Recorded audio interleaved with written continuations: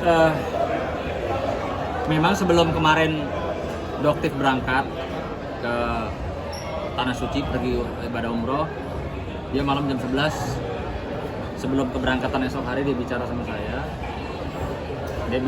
saya. Dia kirimkan juga surat tanda penerimaan laporan di Polda Metro Jaya atas nama Dr. Samira ya. Pekerjaan dokter, laporannya dia tanggal 18 Januari 2025, yang dimana Doktif, yang dikenal Doktif itu melaporkan peristiwa adanya dugaan persekusi yang bisa disaksikan oleh kita semua. Tentunya juga sudah beredar baik di media maupun bisa diakses di YouTube. Kita sama-sama bisa melihat bahwa apa yang dialami oleh pelapor, dalam hal ini Dr. Samira atau dikenal Doktif, itu betul-betul sesuatu yang sangat tidak pantas, di mana saya ulangi lagi, Doktif itu di sebuah satu restoran ya hadir untuk bertemu dengan teman-temannya. Namun demikian, yang kami juga atau teman-teman bisa lihat bahwa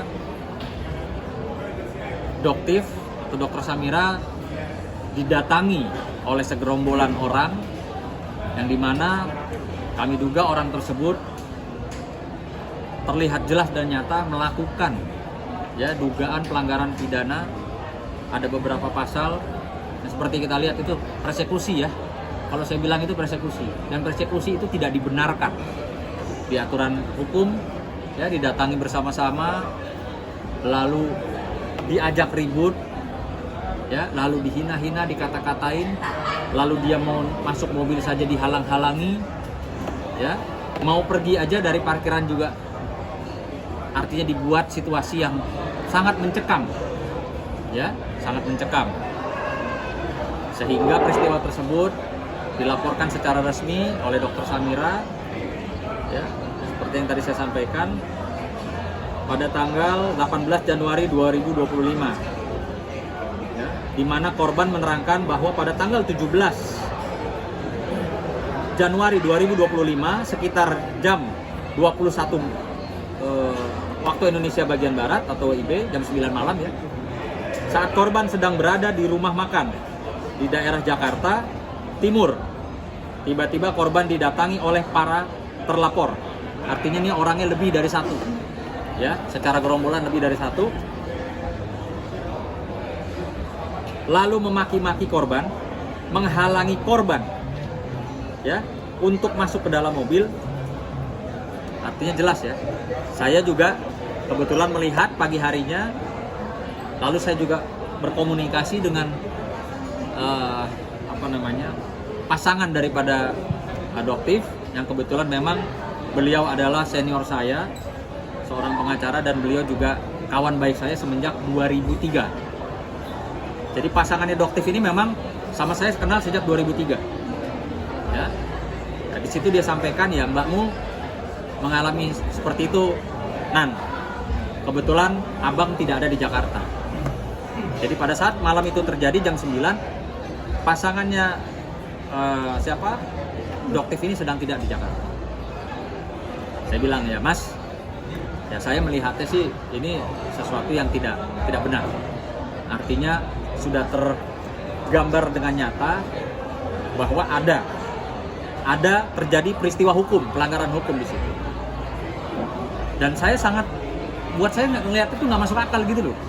Seorang Doktif perempuan didatangi rame-rame, segerombolan orang, lebih dari 2-3 orang. Maksudnya apa? Belum yang menghina-hina, ngenyek-ngenyek. Mereka nih merasa apa sih gitu loh? Merasa banyak duit? Atau merasa punya backing di Mabes Polri, bintang 2? Apa gitu loh? Kok kelakuannya sampai kayak begitu sama orang? Hah? Belum lagi Ya, suaminya si terlapor saya lihat, ini kan dia laki-laki loh. Ngapain mau begitu sama Doktif? Ini yang terlihat saja loh ya, terlihat saja. Saya tidak ada di TKP, tapi saya melihat dari pemberitaan-pemberitaan kok kayak begini ya.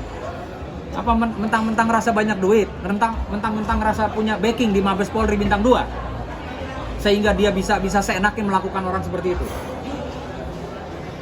Ya, Doktif sebelum berangkat kemarin, Mas, saya minta tolong sama Mas, tolong kawal, tolong monitoring perkara saya yang saya laporkan sejak Januari 2025 sampai saat ini, mereka juga belum dijadikan tersangka. Maka saya langsung atas dasar amanah tersebut, saya berkomunikasi ya dengan pihak penyidik Direktorat Kriminal Umum Polda Metro Jaya yang menangani laporannya Doktif. Saya sampaikan, Komandan izin, saya bilang, ada kendala apa ya? Ini kasusnya sudah terpampang nyata loh, sudah viral. Kok biasanya nih kasus-kasus yang viral hitungannya hari kok. Ya, hitungannya hari. Langsung ditangkap, dicomot, orangnya minta maaf atau orangnya langsung dimasukin sel. Ini ada apa, Komandan, saya bilang. Nggak, Mas, ini kan kita periksa dulu ya, pelapor, saksi pelapor, lalu kita upayakan panggil terlapor. Karena ini terlapor ini beberapa orang. Saya bilang, intinya kami yakin lah, saya percaya ya bahwa pihak Direktorat Kriminal Umum Polda Metro Jaya tidak bisa diintervensi walaupun oleh backing-backingnya yang jenderal-jenderal katanya ya, kami duga gitu. Ini kasusnya jalan gitu. Saya menyatakan kasus viral yang sudah bisa dikonsumsi oleh publik, yang dimana nyata-nyata terlihat kok ada persekusi, ada kekerasan, ada hinaan, kenapa lama sekali?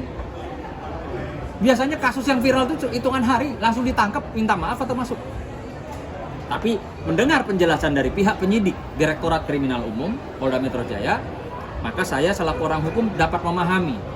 Kemarin juga ada waktu libur, ada waktu puasa, oke sih. Tapi saya minta Komandan, dengan sangat kasus ini tolong diperlakukan sebagaimana mestinya sih. Komandan nggak usah takut. Mau dia orang si terlapor banyak duit kek, si terlapor ada backing kek jenderal. Saya bilang tegak lurus. Gitu. Jadi saya benar-benar memonitoring karena ada permintaan dari suaminya pelapor dan ada permintaan dari pelapor. Gitu. Bang, katanya abang memiliki saksi kunci korban dari yang mengetahui di lokasi. Gimana? Saksi kunci korban di lokasi. Saya rasa nggak perlu ada saksi kunci kok. Mata masyarakat Indonesia udah ngelihat semua, kan itu live. Kalau saya nggak salah, nggak hilaf saya, itu live disaksikan oleh banyak orang. Entah pihak sana terlapor juga live, pihak pelapor juga live. Artinya harusnya kasus-kasus gini ya seperti biasanya kalau udah viral tuh cepet gitu loh, ditangkap. Nah, ini kan lucu. Dia sebagai terlapor atau gerombolan itu sebagai terlapor, ya, kok masih apa ya istilahnya, masih, terutama itu tuh apa? Kalau orang bilang itu apa? Babunya ya. Kok masih cuap-cuap, masih menghina orang? Emang dia siapa gitu loh? Hah? Emang dia merasa kebal hukum?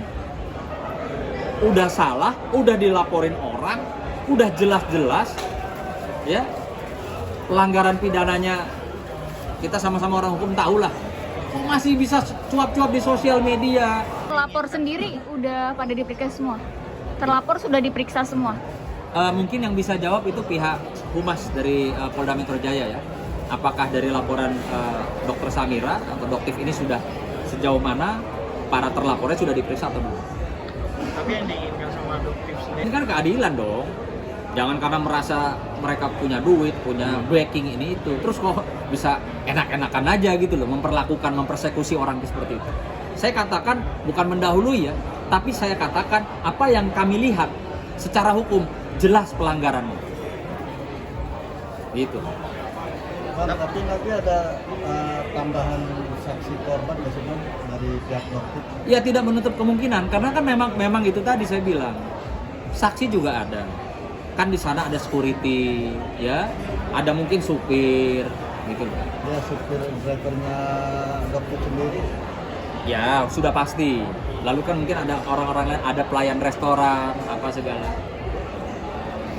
Bang, tapi kemarin pihak RG juga bilang siap untuk